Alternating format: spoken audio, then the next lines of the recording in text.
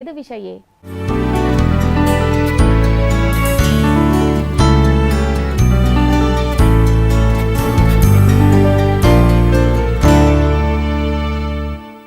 आयुर्वेद विशेषज्ञाय श्रीमते प्रोफेसर मोहनलाल शर्मा वर्याय अत्र वार्तावल्यां स्वागतम् अथ नमः। महोदय, आयुष मंत्रालयस्य आयुर्मंत्रालयस्य वा अथ स्वयं भवतः यः अनुभवः अस्ति आयुर्वेदस्य प्रासंगिकता विषये, तस्मिन् विषये कृपया भवान् अस्मदीय दर्शकान् ज्ञापयतु। नमस्कार। आयुष मंत्रालय की स्थापना भारत सरकार द्वारा 2014 में स्थापना की गई और इस मंत्रालय की स्थापना का उद्देश्य देश में जो आयुष की जितनी आयुर्वेद सहित अन्य जितनी भी चिकित्सा पद्धतियां हैं, होम्योपैथ, यूनानी, सिद्ध, प्राकृतिक चिकित्सा, योग और स्वरपा, ये सारे सातों चिकित्सा पद्धतियों का विकास इस मंत्रालय की स्थापना के बाद हुआ। और मंत्रालय ने देश के नागरिकों में सबसे बड़ा काम जो इन मंत्रालय की स्थापना के बाद हुआ कि देश के सहित विदेश में आयुर्वेद तथा अन्य चिकित्सा पद्धतियों का प्रचार प्रसार सम्यक रूप से हुआ, जिसके कारण एक जन जागृति आई और लोगों में आयुर्वेद के प्रति एक विश्वास और एक आत्मनिष्ठा की भावना जागृत हुई। राष्ट्रीय आयुर्वेद संस्थान जयपुर में एक द्रवगुण विभाग है, उसमें मैं संस्थान में प्रोफेसर पद पर कार्यरत रहा और अपने शिक्षण, चिकित्सा और अनुसंधान के माध्यम से हम लोगों ने अपने विभाग के माध्यम से देश विदेश के अनेक विद्यार्थियों को इसमें इस विशिष्ट विधा में अर्थात द्रवगुण विज्ञान, जिसमें कि मेडिसिनल प्लांट, मिनरल्स और एनिमल ओरिजिनेटेड सब्सटेंस, इनके प्रॉपर्टीज, इनके एक्शन, इनके यूजेज के बारे में अध्ययन कराया जाता है और विशेष रूप से वनौषधियों का, विशेष रूप से मेडिसिनल प्लांट का अध्ययन होता है।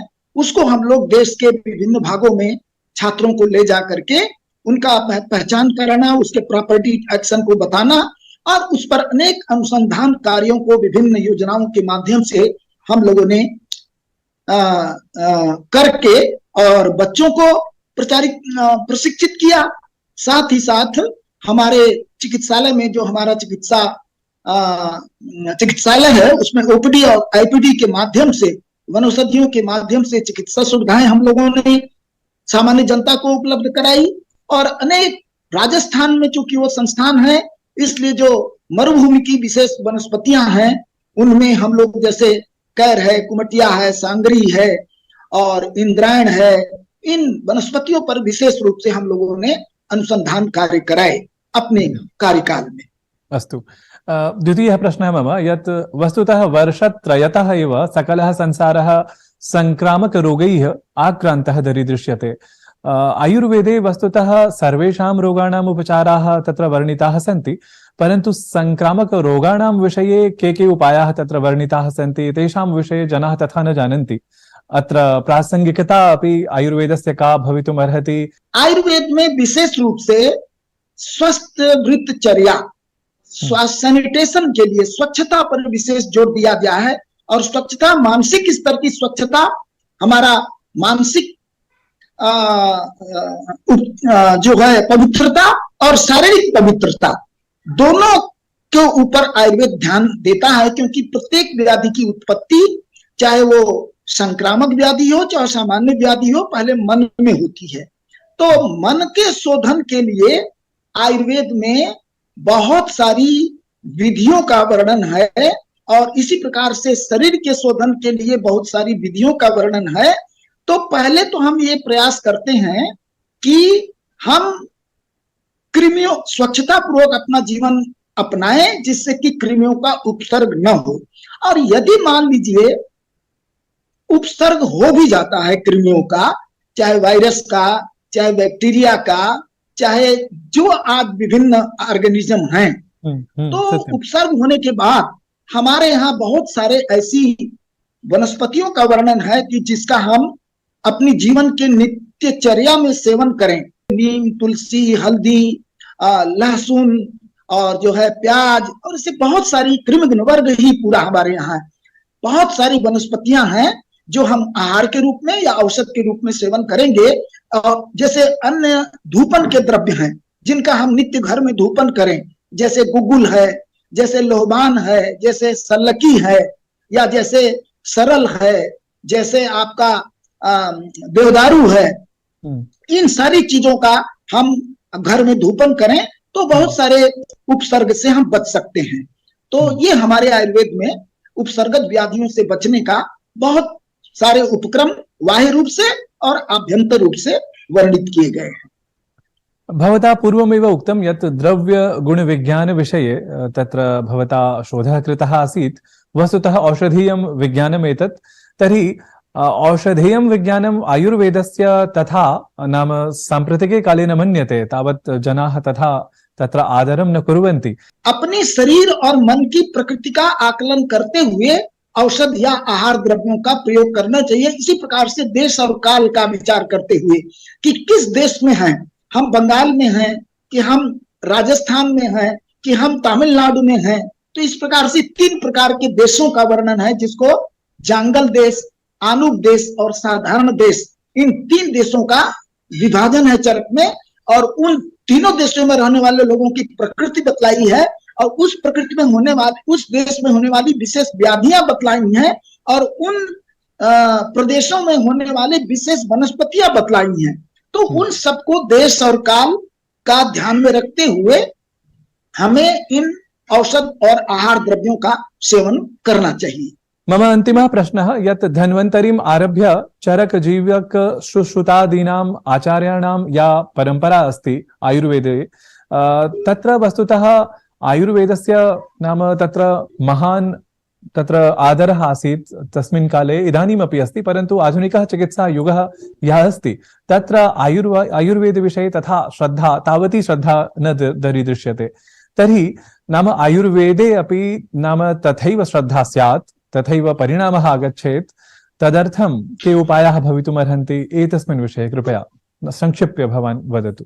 सबसे बड़ी बात जो आयुर्वेद कहता है वो स्वस्थ हितचर्या का सेवन, ऋतुचर्या का सेवन, रात्रिचर्या का सेवन, दिवाचर्या का सेवन, रसायन का सेवन, वृक्ष द्रव्यों का सेवन, आचार रसायन का सेवन, इन चीजों को ज्यादा प्रसारित किया जाना चाहिए। इन चीजों को जनता को ज्यादा, कि हमें क्या सवेरे से रात सोने तक हमें कौन सी प्रक्रम बतलाए गए हैं आयुर्वेद में, रात्रि में सोने के लिए क्या उपचार प्रक्रम बतलाए गए हैं, हमें सुबह उठ करके मंजन करना है, दंत धावन करना है, प्राणायाम करना है, ध्यान करना है, प्रातः भ्रमण करना है। तो ये जो नित्यचर्या की तरफ जो विशेष ध्यान दिया गया है, या रसायन के रूप में, रसायन देखिए जैसे कि आंवले को श्रेष्ठ रसायन बताया गया है, तो उन रसायन का सेवन, फलों में श्रेष्ठ फल द्राक्षा फलोत्तमा,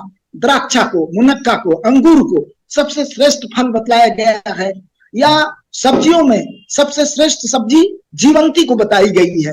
तो जीवंती गुजरात में होती है और गुजरात के लोग खाते हैं, लेकिन उस जीवंती की उपलब्धता सब जगह होना चाहिए। बथुआ है, वो बहुत अच्छा श्रेष्ठ बताया गया है। इसी प्रकार से आपका ब्राह्मी के साग को बहुत श्रेष्ठ बताया गया, पुनर्नवा के साग को बहुत श्रेष्ठ बताया गया है। इसी प्रकार से गोघृत को श्रेष्ठ बताया गया है, तेलों में तिल तेल को श्रेष्ठ बताया गया है। तो इन चीजों का को अधिक से अधिक लोगों के बीच प्रसारित किया जाना चाहिए, लोग इसका सेवन करें। और सबसे ऊपर मैं बात जो कहूंगा, आचार रसायन का सेवन करें।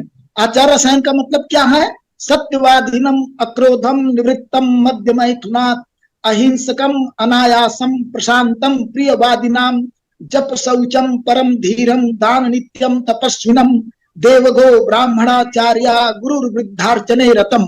ये सब जो आयुर्वेद ने आचार रसायन का पालन बताया है कि हम सत्य का पालन करें, हम मद्य का सेवन न करें, ये जो आचार रसायन बतलाया है, इन आचार रसायन की तरफ लोगों को उन्मुख किया जाना चाहिए, जिससे कि व्याधियां ही नहीं होंगी, लोग शारीरिक और मानसिक रूप से स्वस्थ होंगे। ये आयुर्वेद का मुख्य संदेश है। बहु शोभनं महोदयः। वस्तुतः आयुर्वेदस्य महत्त्वं सतथ्यं भवता प्रतिपादितं। नूनं सर्वेऽपि श्रोतारः दर्शकाः लाभान्विताः।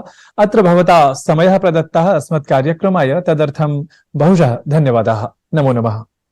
नमस्कार।